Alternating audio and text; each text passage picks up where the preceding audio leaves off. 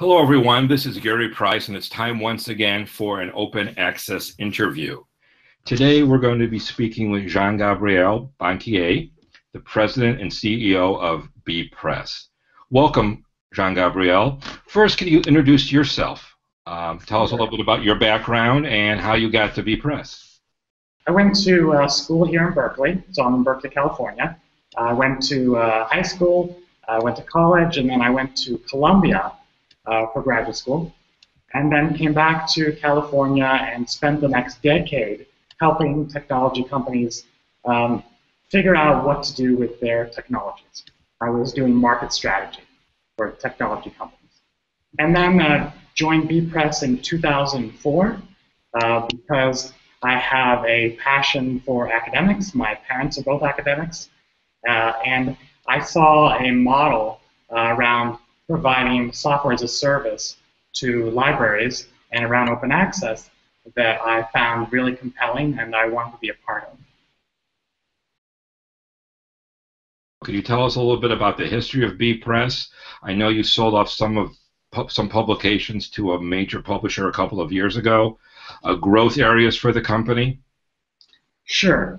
So I guess the right way to contextualize bepress is to talk about where we came from. We were started by two academics from the University of California, Berkeley, who were sort of frustrated with the scholarly communication, academic publishing journal market. One was frustrated because he had a society journal that was acquired by a major publisher, and then all of a sudden prices went up and he could no longer get the same audience for the journal that he was the editor of as previously. And the other one was frustrated because it was taking months and months and months before he would get a response from the journal that he wanted to be published in. So they took these two problems together and decided to build a better mousetrap, so to speak, and start a publishing company. This is back in 1999. And so the reason why that's important is today we are out of the subscription commercial publishing business, but the platform, Digital Commons, has baked into it publishing, and we are publishers. And so a lot of what we do is around helping universities publish their scholarship. Our focus is on Digital Commons, so that is the repository product. We also have a complementary service that's called Selected Works, which is like Digital Commons, but the focus there is on the scholarship of the faculty, and it allows the faculty member to create his or her own institutional repository, if you will. Can you tell us a little bit about some of the clients you work with? Are you only in the library market? And if not, what are some of the alternative markets you work with? Thanks, Gary. That's a good question. We are primarily in the university market, so university and colleges, mostly in North America. I think of our 440 Digital Commons customers, about 10% of them are outside of North America. Outside of the academic market, there are organizations that are academic-like, so societies, think tanks, research organizations, public libraries, healthcare centers, things that are sort of adjacent to this universe of academic scholarship. What are some of the challenges, or are there any challenges, in being a commercial entity in an area where there are many nonprofits, free alternatives, that type of thing? Yeah. The challenges are probably not what you would imagine. Mm-hmm. The challenges that you might imagine would be this thing about free and therefore much cheaper. That at this point isn't so big of a deal because most people have recognized that open source is much more like a free puppy than free beer. Mm-hmm. And that the cost of maintaining a open source product of any kind is expensive. So there's been a shift, a movement towards software as a service, and the acceptance that that's a good model for many things that are not core to what a university is doing. Running a repository is not core to what a university does. So that's I guess where I would start. That was the challenge that we saw back in 2004 through 2007, but it it doesn't exist the same way that it used to. The other challenge that one might imagine exists, but that isn't really there, is this issue of lock-in. Because repositories work on open standards, there's a standard called OAI, and what that means is you can move fairly easily from one platform to another platform. So we've been able to bring people from other platforms on our platforms, and also when people want to leave, they can move from our platforms onto another. So that other issue, that other challenge that is typical around the notion of why open source would be a good solution doesn't apply when you have an open standard. So on the flip side, there are two challenges, and these challenges are real for us around open source. So one of them is that we often encounter an institution that has tried open source and has been unsuccessful, and now they've been burned or they've been frustrated and they don't believe they can accomplish, they can have a successful institutional repository program. And they don't recognize that the challenges was around the software they were using and not around the initiative itself. So that's one that comes up frequently. The other one that comes up less frequently is that there are often new open source projects coming along.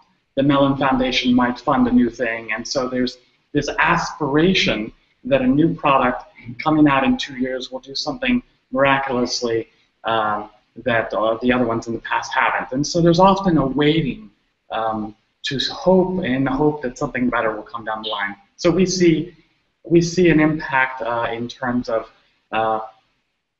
universities waiting to see if there might be something better on coming down the road and not wanting to pull the trigger and saying, give us 4 more months or give us 5 more months. Those are the areas where we really see an impact of open source challenges from open source, if you will. Once the repository is up and running, for the most part, is all the material that a university, let's say as one of your clients, is almost all of that open access material?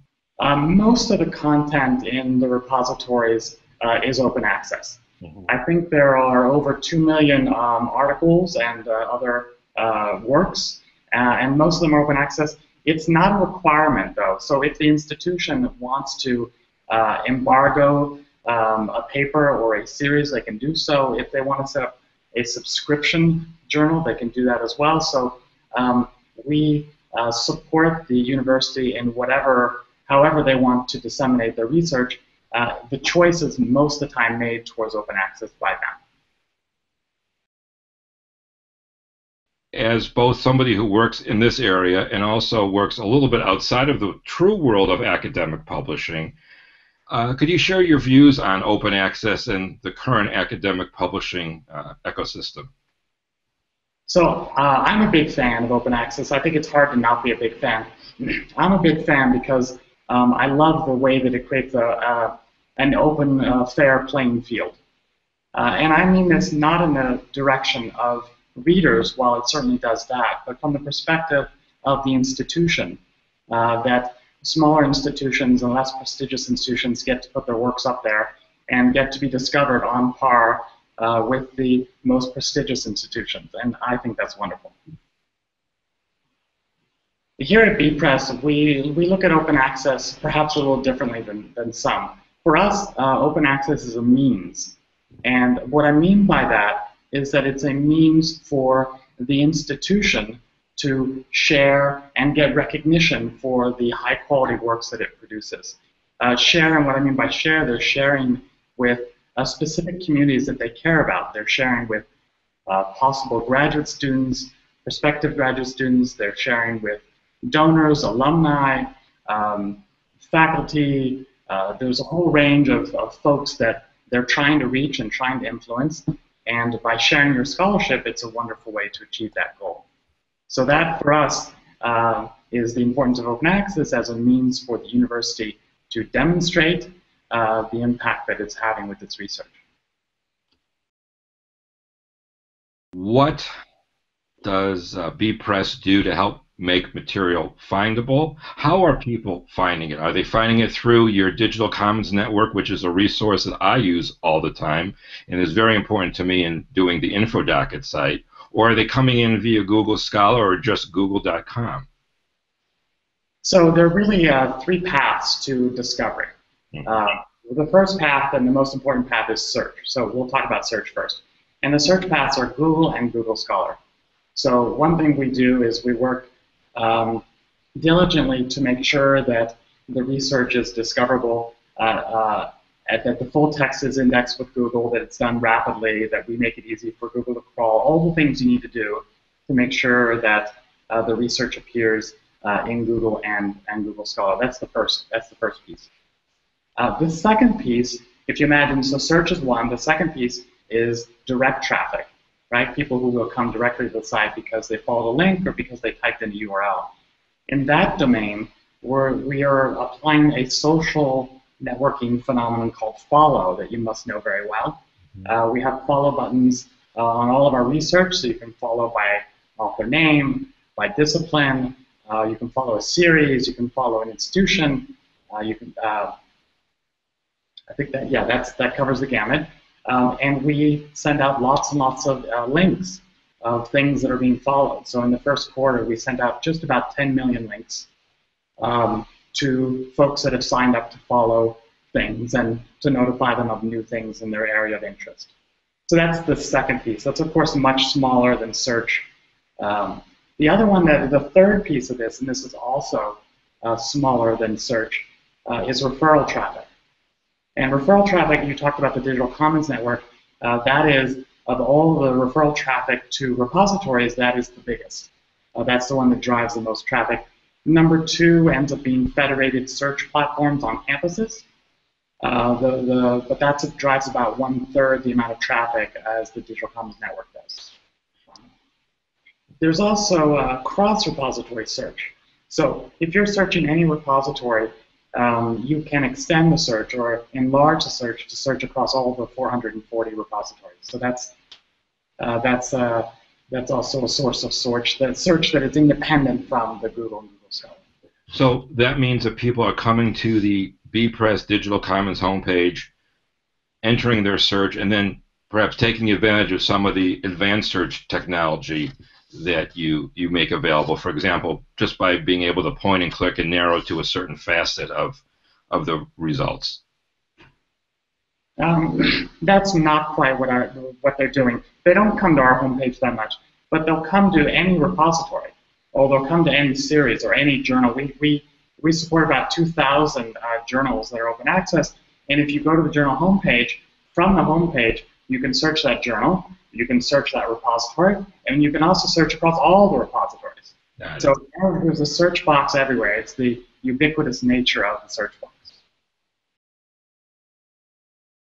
Do libraries in your view, libraries that you work with do a good job, or could they do a better job, I should say, of promoting the fact that all of this information, all of this data is out there to their users? And again, like I was asking about, when you reach out to academics who are authors, are libraries doing the same type of thing with reaching out to students and others who would find the material of interest? What I see is that they do a really good job of saying, I have a service for you to help you with your need. And your need is about the dissemination of your research so that it has more impact, and so you can demonstrate the impact that you have, that you are having, that your students are having. That's what I see. I don't see yet this notion that the repository should in itself be an important source of research for a particular constituency. I think Google and Google Scholar are playing that role, and it's just hard to get in there. They're not having success with the repository, but nor are they having great success with their ILS systems and the discovery platforms. Can you speak a little bit about promotion, marketing of services to first the author community, to the academic community? Are people actually using these services, and what What suggestions, if any, do you have for the academic community, the library community specifically, to get more people to use these products? All right. So I'll tackle the first part of the question, which is, are they using institutional repositories? Are faculty using institutional repositories? And my answer is yes, and increasingly so. We recently, I was asked this question on a phone call in the last month or so, and so we went back and looked at the community of repositories that we support to see whether submissions, the number of objects that they're adding to their repositories, year on year is growing, shrinking, or flat. And I was surprised by the results. What I found was that for every year, there were more, the average number of submissions or objects added to a repository increased. So 2010, you went to 2011, it went up. To 2012, it went up again. 2013, it went up again. 2014, it went up still again. 2015, it still went up. So as a community, they're getting better and better and better about adding content to the repository so that it is discoverable. Now to turn to your second part of your question, how are they doing this, or how can they do this, or how should they do this? And this is really, my answer is really by looking at what our community is doing, not by something that we here at bepress thought of. And what they are doing is the following. They are engaging their faculty with the question, what can I help you with? What do you need? What kind of digital materials do you have, or do your students have, that you would like to have us organize and share and make visible to the world and preserve? And by coming at it with that very open view that we will take your data sets, we will take your student work, we will take your primary research, we will take your student conference, we will take your mock trial, we will take, you name it, we'll take whatever you have. That opens the conversation with the faculty member to the world of scholarship that he or she has and doesn't know what to do with. So it's the beginning of that conversation, and from there gets the ball rolling into lots of other scholarship. Are you seeing the same type of thing? You did speak earlier about some of your non-academic clients. Are you seeing the same type of thing there through perhaps mass media? People are learning more about repositories and getting their material into them. I mean, how are they learning about the repository in the first place, whether it's an academic or perhaps one of your public library customers? I have to think about your question. Are we seeing the same thing? So I think of, when you say that, I'll just pick a market. So community colleges is an emerging market where we're seeing lots of demand. And in that case, it's not so much driven by the research produced by the community college, but rather it's the teaching materials. So right now, OER is particularly hot as something that the university, not just the library, but the university sees as offering a compelling benefits to the students and huge cost savings. So community colleges are participating in repositories as a means to share teaching materials primarily. And so this is an example. It's Professor J.R. Dennison from Utah State University, who runs a material physics group within the university. And he had his scholarship available in their repository, and it was discovered by a commercial business nearby that was doing work for NASA. And the president of that commercial business needed some help. He had a deadline, and he needed some testing done on the materials that he was creating. And so he called Professor Dennison, and he said, "Can you help me with this project?" And Professor Dennison said, "Yes, I can," and brought him in to meet his students, and they worked collaboratively on this project. The university got a little bit of money out of it. The students got some incredible hands-on experience. And then this all came as a result of having made the scholarship open access. So this is the kind of stories of what I mean.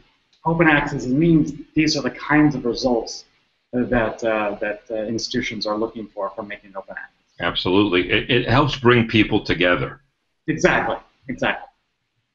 There's another example of open access as a means that I think is a really interesting story and illustrative of this notion that open access can serve many purposes. And this is the story of the Google Patent Office. They license Digital Commons to make available technical reports so that those technical reports can be found by the US Patent Office through Google Scholar. That's where the US Patent Office goes to look to identify whether there's been work in an area.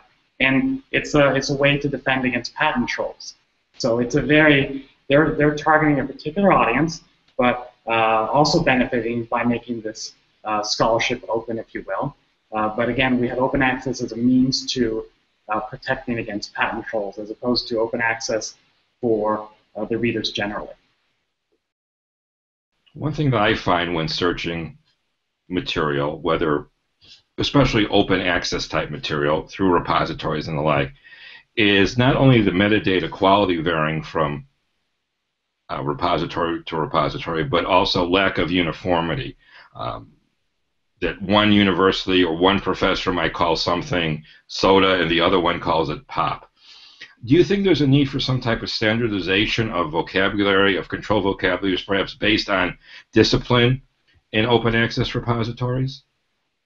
You know, Gary, there's certainly a need. It would be much more useful if there were standards for people who are trying to use this, and there are lots of things that can't be done. Lots of data mining opportunity that can't be done because there are no standards. Mm-hmm. My concern, though, however, is that if we constrain the inputting or the organization or the collection because we're trying to make them standard, then we risk doing harm and slowing down the growth of and the value that the faculty member is getting from this. So from the contributor's perspective, they don't care so much that you're looking for soda and they put it as pop. What they care about is they want to get their stuff read by a particular constituent. And so if we try to constrain them and limit what they want to share, then we risk not having the materials collected. Right now, the path we're on is that we're giving them a lot of freedom, right? So the libraries will give them guidance on how to organize content and might organize it for them, but there's a lot of freedom for them to curate their collections as they see fit. And I think once you restrict that freedom, you risk having a lot fewer people participating. And what will happen? I'll tell you what will happen. They'll just go do it somewhere else. They won't use your repository. They'll go somewhere else where they can do what they want to do. What is the role then for the library? Perhaps do you see a role then that once the material is placed in the repository, then the library staff perhaps goes back and adds the additional or better metadata, so to speak? Certainly a role. The other role that we're seeing, and we're seeing this a lot with selected works, which is the individual faculty institutional repository service that I talked about. These are now done collaboratively. So that's I mentioned this word about organizing. What we've found is that faculty are looking for help on how to organize their research.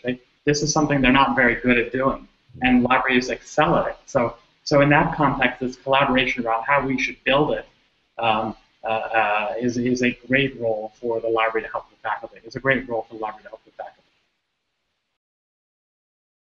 You said a moment ago they'll go somewhere else, and that was a perfect segue into my next question. There are so many different places for an academic, especially in certain disciplines, to put their material, to place their material. And again, there are many different places for people to find it. Do you find that there's, if not already, a confusion problem coming? You know, where do I put it? Is it better to put it in place A or place B? Where should I search? That type of thing. I think there's a confusion problem. I think there's a confusion problem for the author. The author wants it in multiple places, and the ideal solution would be one where the library would say, I can take that and you tell me where it goes, check off the boxes, and I'll put it in those 6 places. I think that would be ideal. In terms of the reader, there's confusion as well because now it lives in multiple places.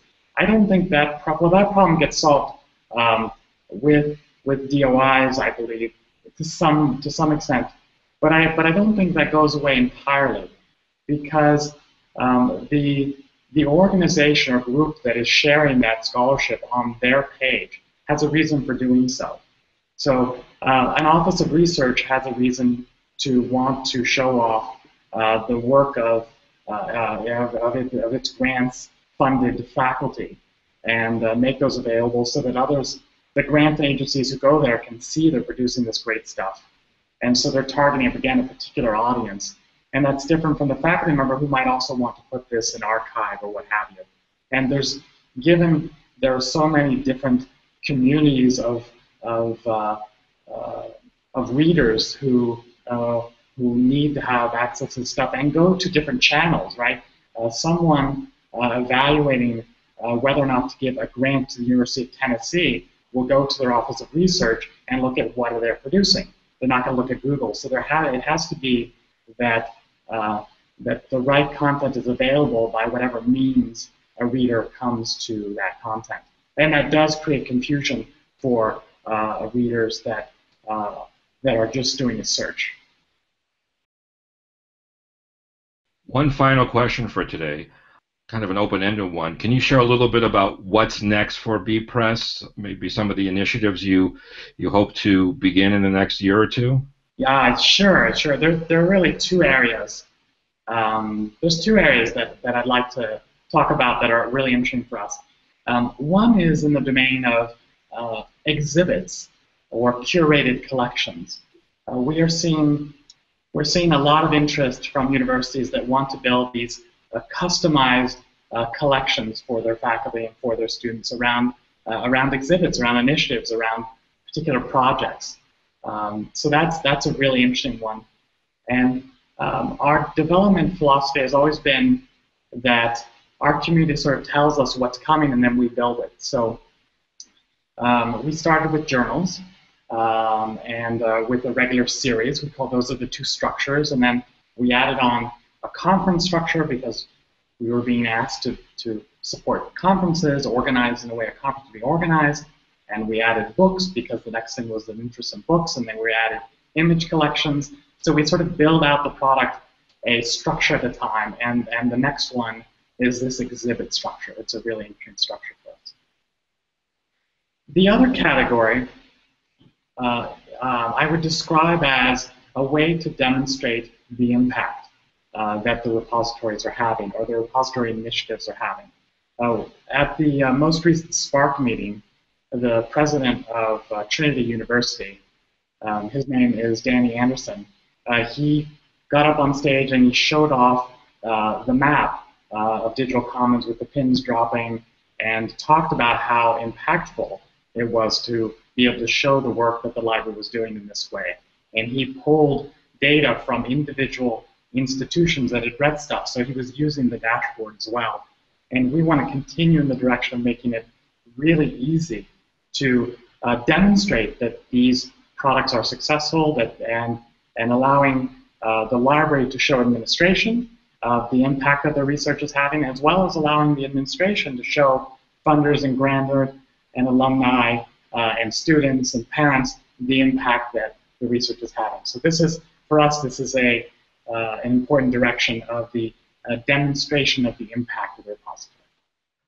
Well, I'd like to thank you for your time today, and I hope we can do this again very soon. Thanks for the interview. That'd be great. It was a pleasure. Thank you.